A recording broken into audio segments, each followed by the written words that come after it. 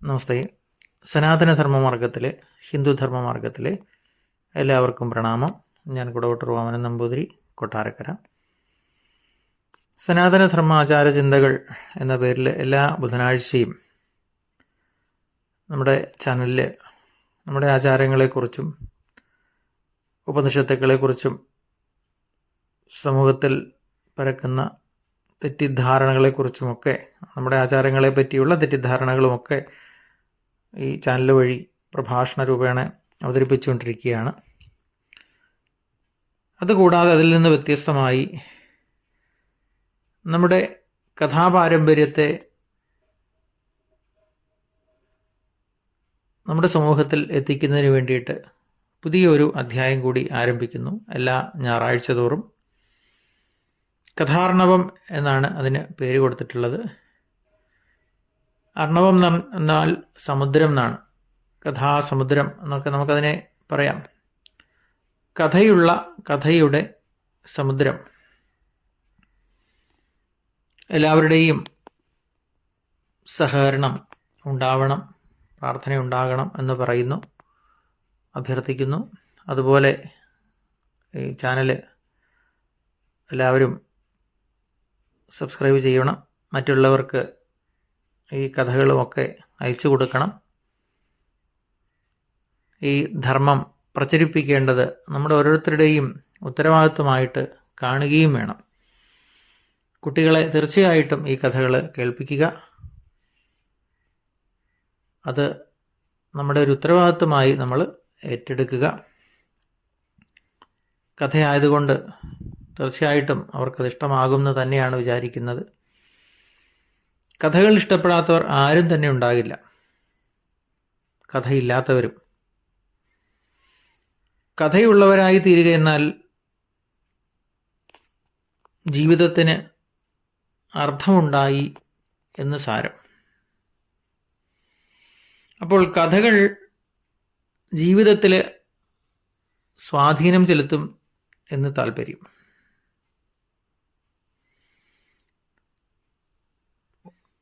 കഥകൾ ജീവിതത്തിൽ പലപ്പോഴും വഴിത്തിരിവ് ആയിട്ടുള്ളവരും ധാരാളമായിട്ടുണ്ട്. പണ്ട് കാലത്ത് കുട്ടികളൊക്കെ ഉറങ്ങിയിരുന്നത് കഥകൾ കേട്ടുകൊണ്ടായിരുന്നു. മുത്തശ്ശനും മുത്തശ്ശിയുമൊക്കെ അവർക്ക് ധാരാളം കഥകൾ പറഞ്ഞു കൊടുത്തിരുന്നു.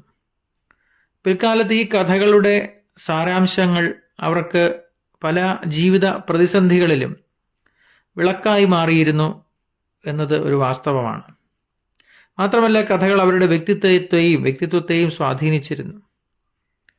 പിന്നെ അവയുടെ അഭാവം കുട്ടികളിൽ പ്രകടമായി കാണാൻ സാധിക്കുന്നുണ്ട് എന്നത് ഒരു വസ്തുത തന്നെയാണ്. ഭാരതീയ സംസ്കൃതി കഥകളാൽ അതിസമ്പന്നമാണ്.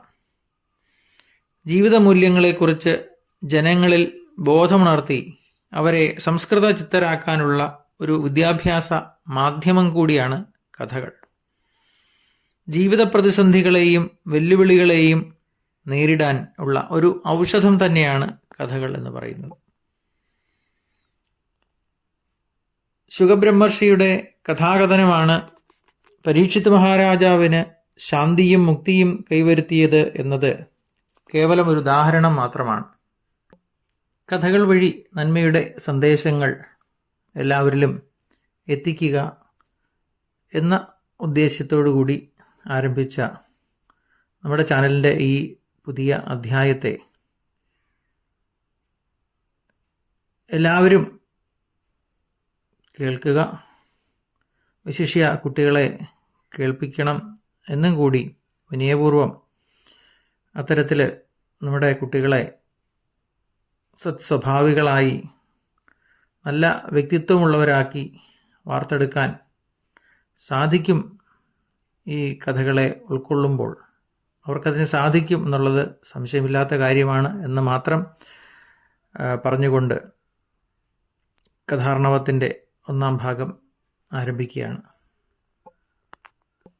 പുരാണകഥകൾ എന്ന് കേൾക്കുമ്പോൾ നമ്മുടെ മനസ്സിൽ ആദ്യം ഓടിയെത്തുക ഭഗവാൻ ശ്രീകൃഷ്ണനാണ്.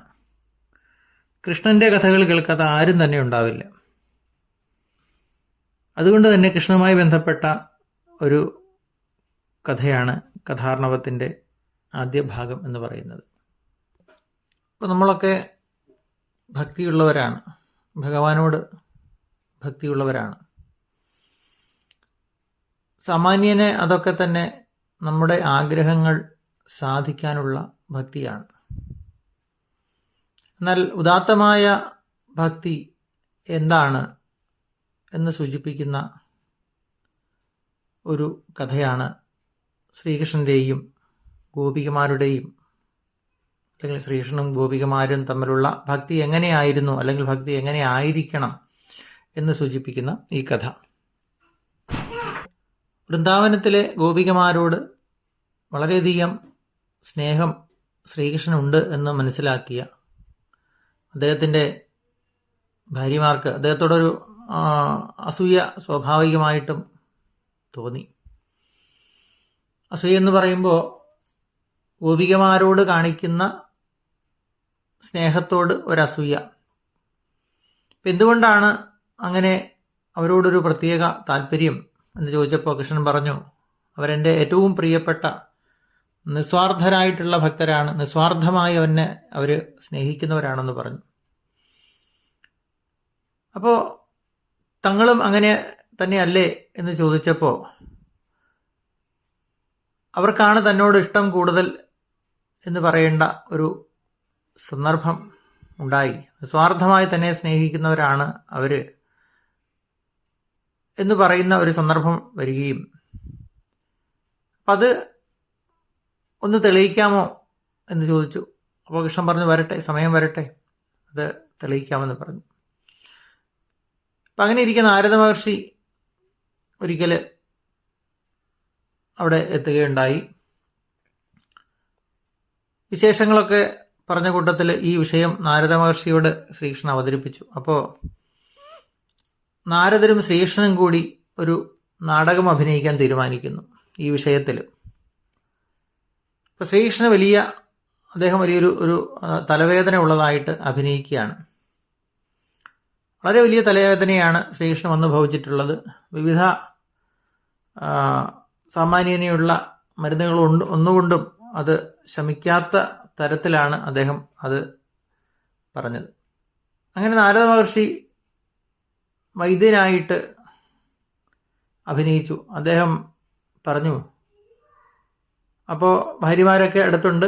അപ്പോൾ നാരദ മഹർഷി പറഞ്ഞു, ഇതിന് മറ്റ് മരുന്നുകളല്ല വേണ്ടത്, ഭക്തരായിട്ടുള്ള ആളുകളുടെ പാദധൂളികൾ, പാദത്തിനടിയിലെ പൊടികൾ കൊണ്ടുവന്ന് ഭഗവാന്റെ ശിരസിൽ വിതറുക. അങ്ങനെ വിതറിക്കഴിഞ്ഞാൽ ഈ രോഗം ശമിക്കും എന്നുള്ളതാണ്. അപ്പം അങ്ങനെ ഈ ഭാര്യമാരെല്ലാം ഭഗവാന് പാദധൂളി നൽകാനായിട്ട് തയ്യാറായി.